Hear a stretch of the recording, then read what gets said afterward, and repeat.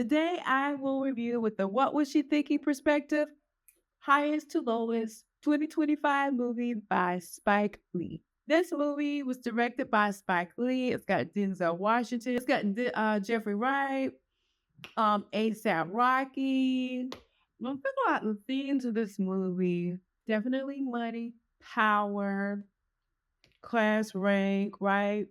That's one for sure. Also, like selfishness to me. That's what I got. And how selfishness can drive you to just do some just really things that are like immoral.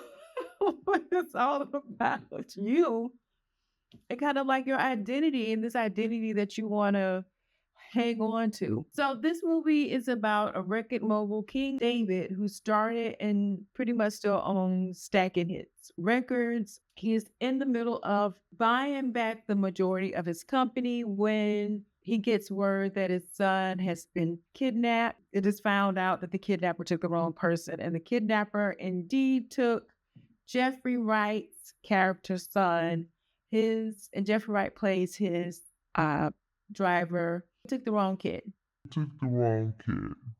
Now he must make the decision to pay the ransom. But the money he was going to use for buying his company back, he needs. So he has to make the decision. Does he use the money to pay the ransom to get his friend's son back, or does he use the money to buy back his company? To me, it's a no-brainer. But for King David, he had to think. That's why I think it comes into question. I think this theme is about, for me, thinking about the integrity of a person, them thinking about themselves, and holding up this identity of who they are.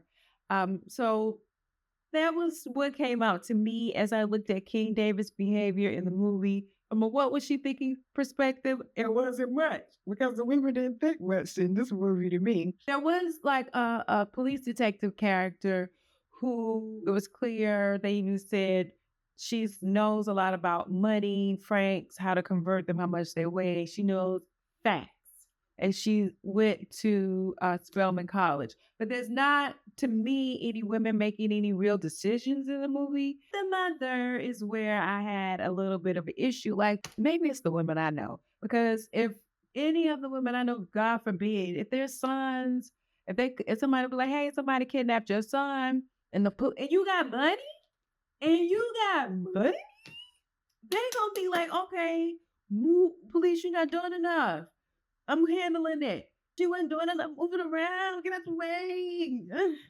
For me, as a mother, as a Black mother those that I know. So if I felt like the women just didn't have a lot of power and they didn't show a lot of power. They pretty much were supportive traditional roles.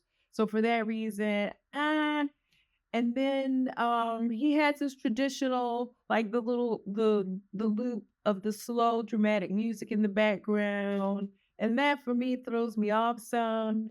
But I mean, it's a good watch if you overall. But those are the things that I took issue with in the movie. So this reminds me just of typical movies that I think we saw a lot of before the Me Too movement, where women just play more supporting roles and they don't have a lot of agency. And I guess with movies that I'm seeing now, with like Watchmen and Regina King's kick-ass role, I'm just looking for some agency, and I just didn't see any in this movie. I'll watch it again. I think I watched it like twice, and I just didn't see any agency with it that I was looking for. But it is what it is.